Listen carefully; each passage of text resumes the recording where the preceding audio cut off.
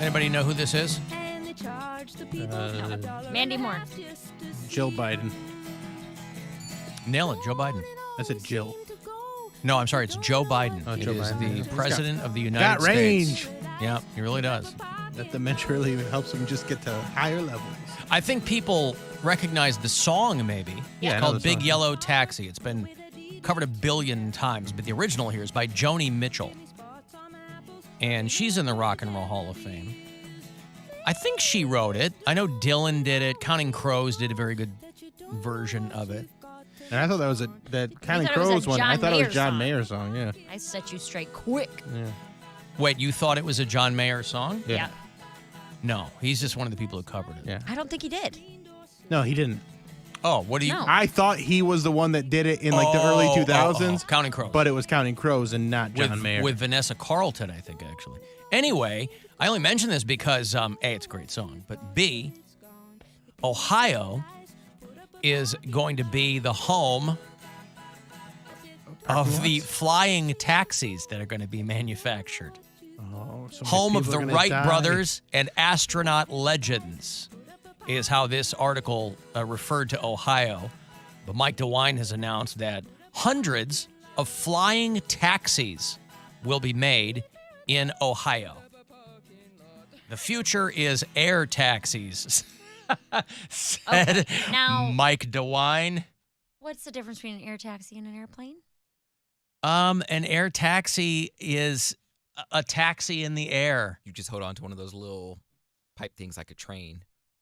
Those little railings. Well, I think it's because it's for more like probably short range transportation. What is cheaper to make, an air taxi or a Hyperloop? What happened to the Hyperloop? I'm Team Hyperloop. Hyperloop is another Elon Musk bunch of bull shrimp to get more VC capital, Man. to get more subsidized investment from the United States government. One more thing he never delivers on. Got me all excited. They were talking about, oh, you're going to be able to you're going to have a night out in Boys Town, just a half-hour ride on the Hyperloop. I was excited for that. That's amazing. Well, even if they announced that it was gonna happen, it would still be like 5 years away. 5 years is better than... I 100% agree. That's in my lifetime. Yeah. I don't want to be 70 like, oh, boy, I can't wait to go to Boys Town on the Hyperloop with all the young teeny boppers. Yeah, young teeny boppers. The young little twinks.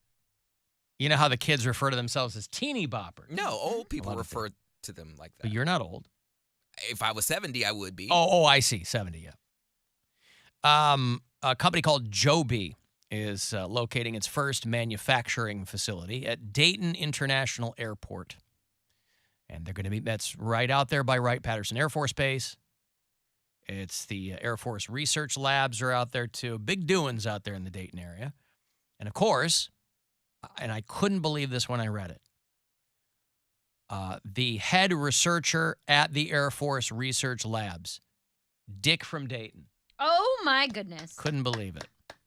Hey, what's a taxi?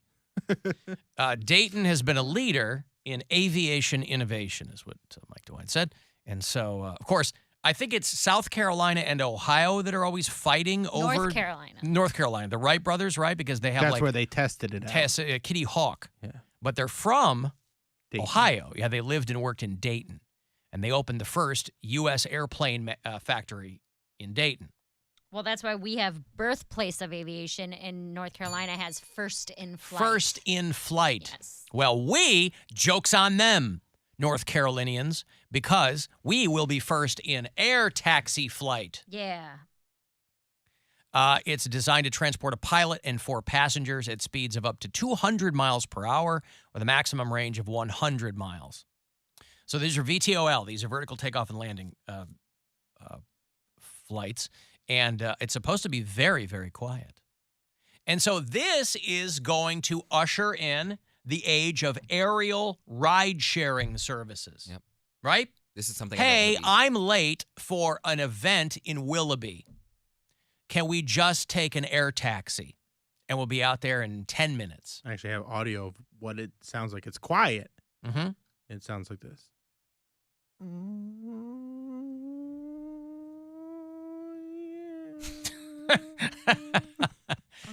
on heat. Poundcake, what do you think it'll sound like? That's Never right. disappoint. Yeah. He knows what's up. Making me spit all over the mic. Not making you do anything. There's our maiden voyage that Joby air tagged. Oh, my God. That doesn't look... Is it supposed to do that? Is it... Oh, my. That is a very dramatic landing. Oh, boy. Oh, boy. It's a $500 million project. Of course, they're throwing them hundreds of millions of dollars in incentives from the state of Ohio. This is something I'll wait on. This is something that I will let I'll let a good year go by. You don't ever fatalities. You don't ever want to be Poundcake How doesn't insulting. Good year. You know they don't need tires. Poundcake doesn't ever want to be a trailblazer. No, you want, Well, I don't second mouse gets the cheese. That's right. Well, I'm just saying, like, think about those people like, oh, I can't wait to get on the Titanic. They probably, like, stole and cheated their way to get onto that boat, and then look where it got them. That's what Leo did. What if somebody who stole and cheated then conned their way onto the boat was one of the survivors? That didn't happen like that. That's what they get. Say what, Cody? Said nope, the story didn't happen like that. It didn't happen I'm like going that. with my Okay. narrative of... I mean, wasn't the unsinkable Molly Brown a wealthy woman? Who the hell's Molly Brown? Is that my cousin? This guy. This You've never heard of the might- unsinkable Molly Brown. She's arguably the most famous person to come off of the Titanic. No, Okay. I never heard of her. Now, that's not to say that she's not a long-lost relative. She was a white lady, but of course, as a biracial man, maybe do a little bit of digging. Can you imagine, as somebody... But the Brown last name came from my mom's side. I understand. I'm just saying, coincidentally, maybe it ended up coming from both sides. But as somebody who is constantly seeking some kind of clout, if for no other reason than to just rub it in somebody else's face, could you imagine if you were a direct descendant of a Titanic survivor? We'd never hear the end of it. Never. Who wants to touch me? What? I'm just saying. Who wants to touch me? Who wants to touch me? Like We want to sniff you like a museum chair. You want to you want to taste the city? You want to taste the Titanic? That will be. How will we taste the Titanic by touching you? I feel like property, like stuff holds Memories? not memories. Just The I don't memory know. of fingerprints? Just like when I say taste the city, I'm obviously not tasting Charleston or San Diego, but I'm getting the environment, the atmosphere, the energy when I Wow. take that from a person. The environment, the atmosphere. He's like Rogue from the energy. X-Men. I'm He taking really is. Taking their life He's taking force. his gloves off and Yes. he's touching people. the life force, the vibe. Like I'm inhaling. But you all don't that. even know who Molly Brown is. So even if you were a descendant, A, you wouldn't know your relative. B, it's not like you're some secret expert on the Titanic. No. So what good would touching you do? You can feel the power. You can feel the power. It's somewhere Like the in old me. Snap song, yeah. And excuse me, like who's all sedity and just knows past their great grandfather? No one Who knows. is all sedity? I'm just saying, who knows? I think past that's my their great grandfather actually. Yeah. Who knows their All instincts? sedity. City Squire. Sedity Squire. Yeah. I know my great-great-grandmother came over from Ireland. But you've never met her. You don't know Well, her. no, How she do did happen to die long before I So was what born. I'm saying is you that's don't kind of know how anything time about it her. works. Huh? You don't know anything about her. So you don't know. What do you mean I don't know? I know a lot about her. You don't know what her personality was like. You don't know. You like, just what said I don't traits know of yours- anything about her. You don't know anything about the Titanic. But their power is in me. Okay. They're It's invested in deep me. I want to talk to my buddy Jesse Joyce here. More than 6 but fewer than 10 minutes with somebody on the phone. Jesse Joyce is a funny dude. He is a longtime writer for Jimmy Kimmel Live. They are not on the air right now, but he used to write for At Midnight. He writes for the Comedy Central Roast. He's written for all the award shows. He's written jokes for other people, Chris Rock at the Oscars, and he's a funny dude. He's got a book called Killing the Guys Who Killed the Guy who killed Lincoln that is available out there now. How is it out there in the hinterlands of the writers' strike? Oh man, it's very long, but Yeah. it's going okay. Whatever, I'm just cobbling together whatever I can, So I still support the cause, though, just for whatever it's worth. Everybody has to say that, right? Like publicly, everybody's really got to hedge their bets and be careful what they say, because I think it's a given that if you're in the business and it's a company town, that you support what's going on. But in the back of everyone's mind, people are like, let's kind of, everybody wants to go back to work and let's figure it out. No, and- I really do. Sure, of course, I really want to go back to work, but I really do believe in this cause. Yeah. I really genuinely do. It's just like, I feel like the reason that people are on our side, by the way, is because there's such an easy to understand bad guy in this particular fight. Like in past ones when it was like a fight about residuals or whatever, people don't understand what that is. But this is like 8 billionaires make more, what I mean? Like it's us versus Jeff Bezos. You know what I mean? Like it's the guy Right. who runs Amazon and the guy who runs Apple and the guy, you know what I mean? Like understandable. Yeah, not only that, but it's kind of running concurrently with all of these other unions that are striking. It's kind of like this perfect storm of. But then there's also the AI component to it where it's like, well, everybody's, like there's going to be a robot writing jokes in the future. And I don't like that. I have wanted to see Jesse Joyce play Iron Man, and I can hope that maybe with the advent of AI that will come to pass. That's the closest you're going to get, is a robot writing jokes for me. You've got a laundry list of accolades for this book. Jesse's book is called Killing the Guys Who Killed the Guy Who Killed Lincoln. Let me do the math on this. Killing the Guys Who Killed the Guy. So the guy who killed Lincoln was John Wilkes Booth. Killing the guys who killed him, you're talking about other dudes. Yeah. Subtitle, by the way, A Nutty Story About Edwin Booth and Boston Corbett. And that's the guy.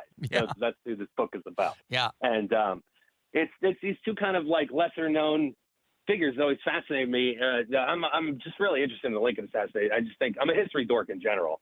And there's these two these fascinating goofballs that have been kind of like lost to history. And one of them is Edwin Booth, who was John's like way more famous brother. Like at the time of the Lincoln assassination, John was like a nobody. He was like a crappy wannabe kind of hanger-on actor in his famous family of actors.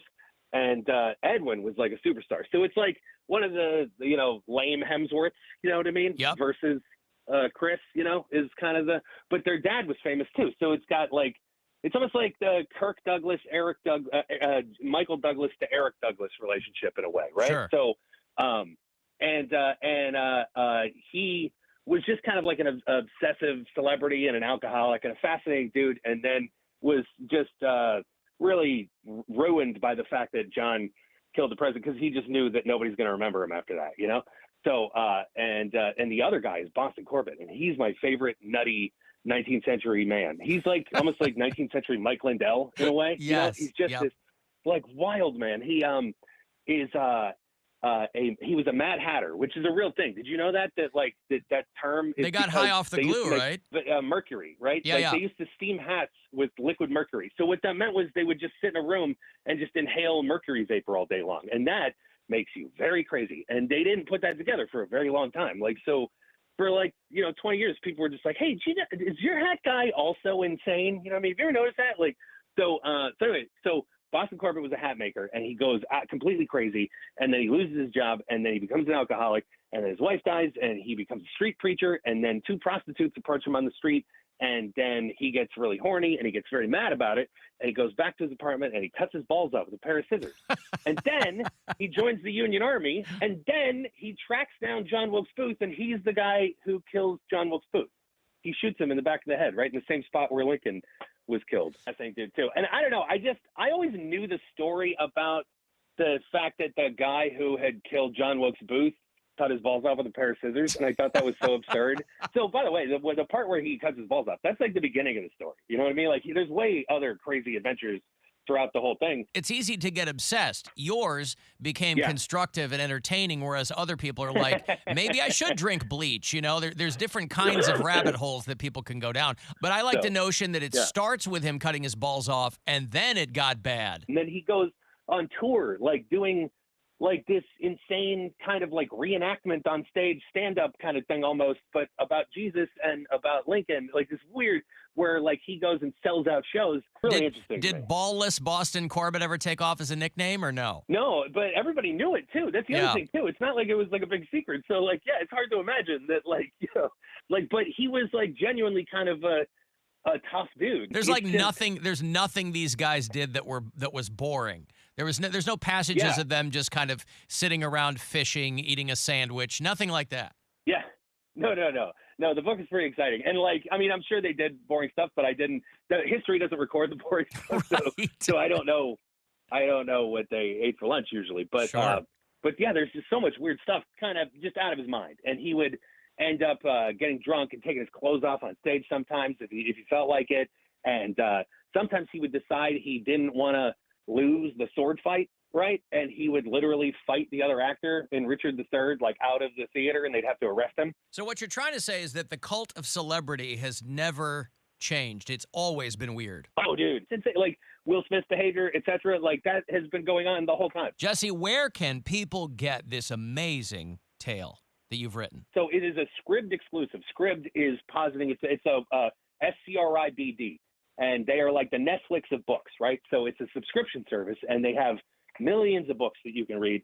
I have a code, which is try.scribd, SCRIBD, try.scribd.com/Jesse Joyce, and that gives you 2 free months, a free 2-month subscription to check out the book and to check out the whole site.